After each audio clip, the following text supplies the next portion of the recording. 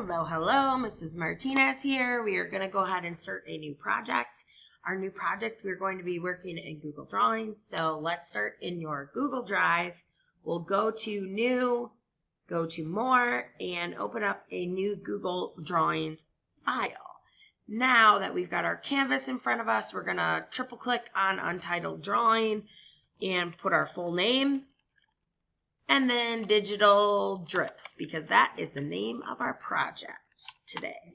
So let's find out what that means for us and what tools you're going to use. You are going to use the select arrow. You're going to use some of the shape tools. And you are also going to use probably the curve tool, maybe the polyline tool. And then we'll of course be using colors, which we'll look at in just a few minutes. And never forget your undo, your back button, or your redo button, and use those as you need them. So the way we're going to get started is we are going to start by drawing a shape, any shape.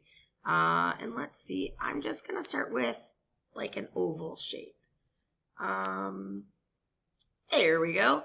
All right, now I'm going to start changing colors right away. And the reason why I'm doing that is I want to be able to differentiate my circles because I'm going to do a lot of layering for this project. So I'm going to change the color right away using that fill color.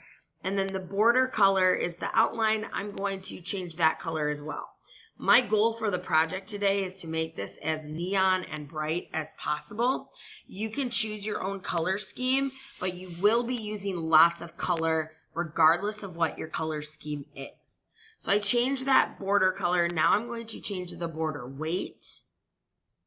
I want that to be nice and thick because that's part of my design. And actually when I make it thicker, like I could go 24 point, now it looks like maybe I've got a background green shape and then a hot pink shape on top. So I saved myself a little work. Now I'm going to copy that using keyboard shortcut, Control C on my keyboard, Control V on my keyboard. And then I'm going to hold down Shift, go to a corner anchor box, and drag this to make it a little smaller. And then I'm going to use those red guidelines in Google Drawing to center it and see if that's what I like. I'm going to make my border weight a little bit smaller. Let's go a little bit at a time here to see what I am going to go with. Okay, so that'll work. My shape isn't exactly centered, so if I want it to be like perfect, I can go ahead and do that. You see, I just kind of moved my shape around till it fits into that first oval the way I want it to. And I just clicked and dragged at the different anchor points. So I could leave my colors the same, but for the purposes of this demo and you being able to see all of the different things that I can do and showing you that these tools over and over, I'm going to change that border color to a bright yellow.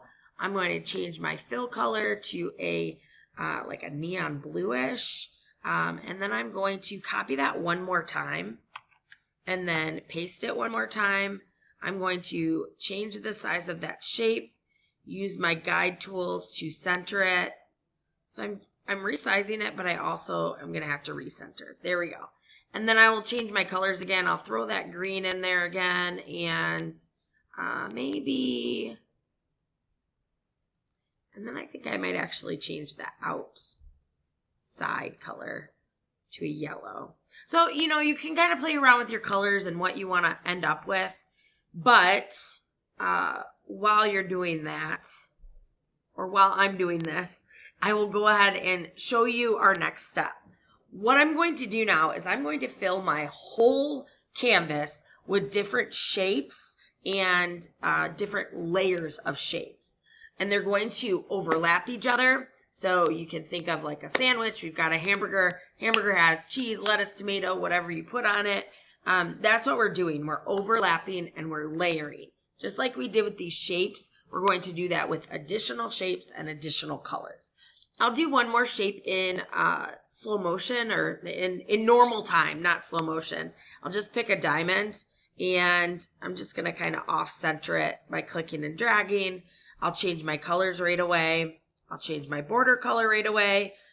And again, I can play with the size of that border weight, so it doesn't always have to be really thick. I can change it to thick and then thin. I'm copying and pasting these. I don't even necessarily have to center my shapes. I could leave my shapes the same size and kind of layer them different ways. I can keep my colors. So however you want to work this project and whatever kind of layering and color scheme you want is going to work for this project. You have a lot of room and space in what you're going to do and how you can lay this project out on your canvas. All right, so I've got 2 shapes that I want. I'm going to add about 4 more shapes and speed up the video for this part, and then I will come back and tell you what we're going to do with all these shapes.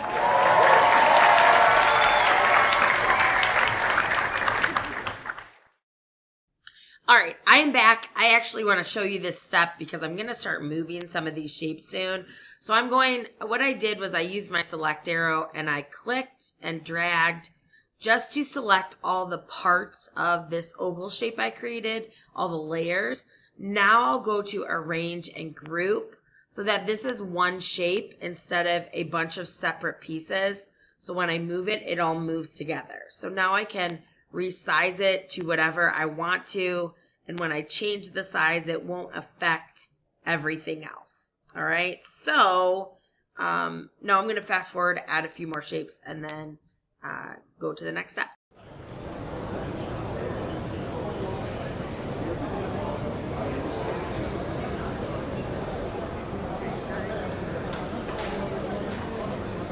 Okay, so now I'm going to have to go in and I'm going to have to group everything. So I'm just using my select arrow and dragging over whatever shape I want to group to make sure all those layers get selected, and I'll go to arrange and group.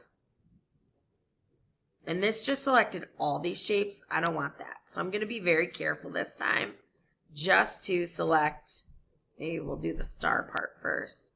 Arrange and group. And then I'll just kind of move those out of the way so that I can group these. Again, just those parts. I don't want any of my shapes grouped together because then I'll have less ability to get everything where I'd like it to go. So arranging and grouping all of these. All right, so at this point, these are the shapes I'm going to work with. This is just the way I want to lay out my canvas. You can have more shapes than this. You can use different colors. You can do whatever you like to do in terms of color scheme, shapes, and layers for this project. First step is now with working with these 5 shapes, I'm actually going to copy them, the set of them, and then I'm going to keep the color scheme of each shape, and I'm just going to arrange them the way I want them on my canvas. So I'll go ahead and speed that up and all I'm doing again is copying and pasting. I'll speed that up while I work on that, and then I will unspeed. We will go back to normal version, and I will show you the next step.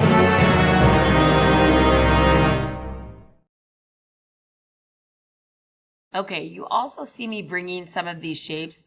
I'll have to rearrange them as I start layering them because I want some towards the front and some in the back.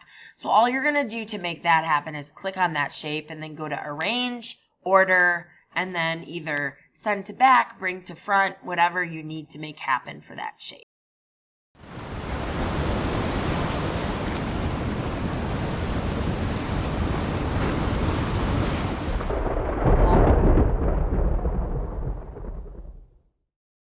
I've got everything moved to mostly where I want it. And now what I'm going to do is I'm going to add, and this is where I'm going to use my lines. I'm going to use my polyline tool. I'm going to use my curve tool, and I'm going to add black and white on top. So we've got this crazy colorful background, and then I'm going to keep my line work just with black and white. Again, your color scheme is your color scheme. So you do not necessarily have to do what I'm doing. That is completely up to you. All right. Let me see. I keep seeing things that I want changed just a little bit. I'm tweaking things here and there. Curve tool. Remember your curve tool, I'm going to just do it off on the side of our canvas so you can see every click I make will do an anchor point. and everywhere I can move my my mouse anywhere I'd like, or my finger on my trackpad, and that is going to make my line. I'm sticking with lines and not shapes, so I'm going to double click when I'm done. That will end my line.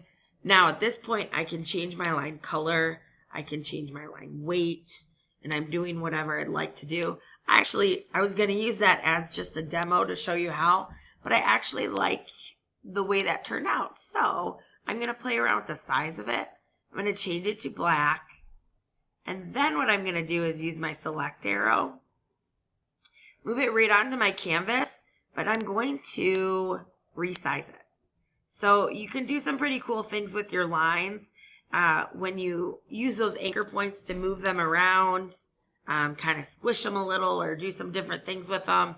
I might have mine run off the page because I don't like the blunt end on that line. So I'm going to make my screen a little bit smaller. So my canvas ends at my hot pink border, but I want my black line to go off the edges. So I'm just going to kind of stretch that. And I think at this point, I'm going to start copying it. So I'm going to copy it, and I'm going to paste it, and then I can move this around. And again, now I'm at the point where I'm working with repetition. This is my canvas, so I want it to look a certain way, right? As you will with yours. One more thing, I'm going to copy this and then just move these down kind of like in a bunch. I'm going to send that to the back and bring this to the front. Bring this to the front. There we go. And this is how I will get my digital drips in the positions and ways that I would like to see them. I'll just kind of move stuff around. And again, making sure I'm layering and I've got all sorts of drips and layers happening. Send that last one to the back. And now I've got my composition. Now I'm happy with my composition. I've got it ready to go. Have fun with this project and digitally drip everything.